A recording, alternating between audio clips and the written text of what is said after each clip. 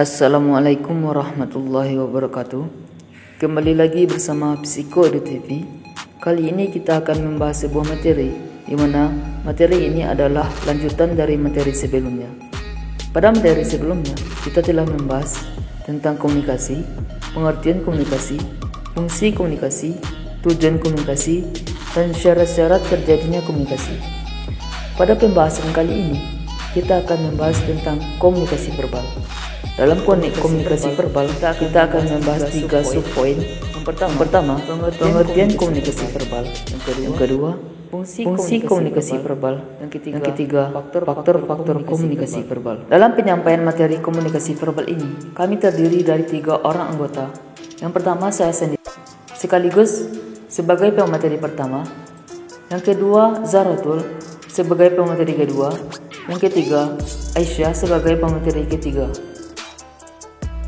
Poin pertama yaitu pengertian komunikasi verbal. Komunikasi verbal adalah komunikasi yang menggunakan lambang bahasa sebagai media. Misalnya, komunikasi yang penyampainya dengan lisan maupun tulisan, seperti diskusi yang kita lakukan di dalam kelas dan pidato di depan umum, atau seperti pembahasan yang kami sampaikan pada saat ini. Di dalam komunikasi verbal, ada beberapa metode yang harus kita perhatikan. Yang pertama, membuka komunikasi. Dalam banyak pertemuan interpersonal, beberapa menit pertama sangat penting karena kesan pertama memiliki dampak yang signifikan terhadap keberhasilan komunikasi. Lebih lanjutnya, setiap orang memiliki harapan dan norma tentang bagaimana pertemuan awal harus dilanjutkan dan orang cenderung berperilaku sesuai dengan harapan. Yang kedua, penguatan. Penggunaan kata-kata yang mendorong di samping gerakan non-verbal seperti anggukan kepala, ekspresi wajah yang hangat, dan mempertahankan kontak mata lebih mungkin untuk memperkuat keterbukaan pada orang lain. Selanjutnya yang ketiga, mendengarkan secara efektif. Mendengarkan secara efektif adalah keterampilan yang penting. Namun sebagai komunikator, orang cenderung menghabiskan lebih banyak energi mengingat apa yang akan mereka katakan daripada mendengarkan apa yang orang lain coba katakan. Selanjutnya yang keempat, bertanya. Tanya jawab yang efektif adalah keterampilan yang penting. Pertanyaan dapat digunakan untuk mendapatkan informasi, mulai percakapan, uji pemahaman, menarik seseorang ke dalam percakapan, menunjukkan minat pada seseorang, mencari dukungan atau persetujuan. Yang kelima, pertanyaan tertutup. Pertanyaan tertutup cenderung hanya mencari jawaban 1 atau 2 kata, seringkali hanya ya atau tidak. Dan dengan demikian, membatasi ruang lingkup respon. Keenam, pertanyaan terbuka. Pertanyaan terbuka memperluas ruang lingkup respon karena mereka menuntut diskusi dan elaborasi lebih lanjut. Selanjutnya, refleksi dan klarifikasi. Refleksi adalah proses memberi umpan balik kepada orang lain atas pengertian kita tentang apa yang telah dikatakan. Meskipun merefleksi adalah keterampilan khusus yang digunakan dalam konseling, itu juga dapat diterapkan pada berbagai konteks komunikasi dan merupakan keterampilan yang berguna untuk dipelajari. Mungkin hanya itu pembahasan dari saya tentang pengertian komunikasi verbal. Selanjutnya, poin yang kedua tentang fungsi-fungsi komunikasi verbal akan dilanjutkan oleh Zaratul. Kepada Zaratul kami persilakan. Zara.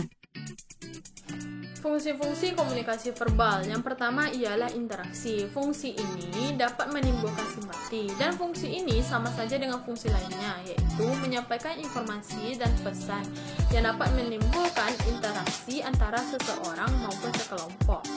Yang kedua, transmisi informasi. Maksudnya ialah bahwa bahasa sebagai media untuk menyampaikan informasi kepada orang lain. Bahasa juga dapat menghubungkan masa lalu, masa kini, dan masa depan. Bahasa sebagai media transmisi informasi bersifat lintas waktu. Yang ketiga ialah artikulasi. Maksudnya ialah memberikan gambaran secara deskripsi dalam suatu bahasa yang dikemas dalam pesan verbal. Yang keempat, membina hubungan. Dengan adanya pesan dalam komunikasi verbal, maka dapat terbangun hubungan yang erat dalam masyarakat yang bersifat sosial. Yang kelima ialah sederhana. Pesan verbal dalam komunikasi adalah pesan yang jelas dan sederhana, bersifat sederhana, pendek, dan langsung. Selanjutnya poin yang ketiga yang akan disampaikan oleh Aisyah. Kepada Aisyah kami persilakan. Baiklah, di sini saya akan menjelaskan tentang faktor-faktor yang mempengaruhi komunikasi verbal. Dalam berkomunikasi, ada beberapa faktor yang mempengaruhinya. Yang pertama yaitu faktor intelijensi. Seseorang yang memiliki intelijensi rendah, maka akan sulit dalam berbicara dikarenakan perbendaharaan kata-katanya yang minim. Namun sebaliknya, jika seseorang memiliki intelijensi yang tinggi, maka ia akan mudah dalam berbicara karena memiliki perbendaharaan kata-kata yang banyak dan luas. Kemudian yang kedua yaitu faktor budaya. Setiap budaya memiliki bahasa yang berbeda-beda. Apabila orang yang berkomunikasi tetap mempertahankan bahasa daerahnya, maka pembicaraan akan sulit dan tidak akan menyambung dan juga tidak akan efektif. Yang ketiga, faktor kepribadian. Orang yang memiliki sifat malu dan kurang pergaulan biasanya kurang lancar dalam berkomunikasi dan berbicara.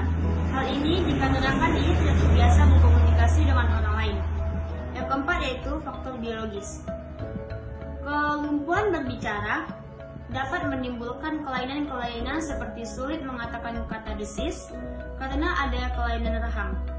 Bicara tidak jelas yang disebabkan oleh bibir sumbing dan lidah tidak aktif. Faktor yang kelima yaitu faktor pengetahuan. Semakin banyak pengalaman seseorang, maka semakin banyak pula perbendaharaan kata-katanya yang mendorong orang tersebut untuk berbicara dengan lancar. Faktor yang keenam yaitu faktor pengalaman. Semakin banyak pengalaman seseorang, maka akan semakin banyak pula ia menghadapi sesuatu. Orang yang sering menghadapi masa berbicara di depan umum akan lancar dalam berbicara dalam keadaan dan dengan situasi apapun. Sekian penjelasan dari saya. Terima kasih. Mungkin hanya itu yang dapat kami sampaikan pada materi kali ini. Jika ada kata-kata yang salah, mohon dimaafkan. Untuk teman-teman yang baru mampir di channel Psikologi TV ini, kami sarankan untuk subscribe, like, komen, dan share kepada teman-teman yang lainnya, agar teman-teman kalian yang lain dapat mengetahui tentang komunikasi itu seperti apa. Oke teman-teman, Assalamualaikum warahmatullahi wabarakatuh.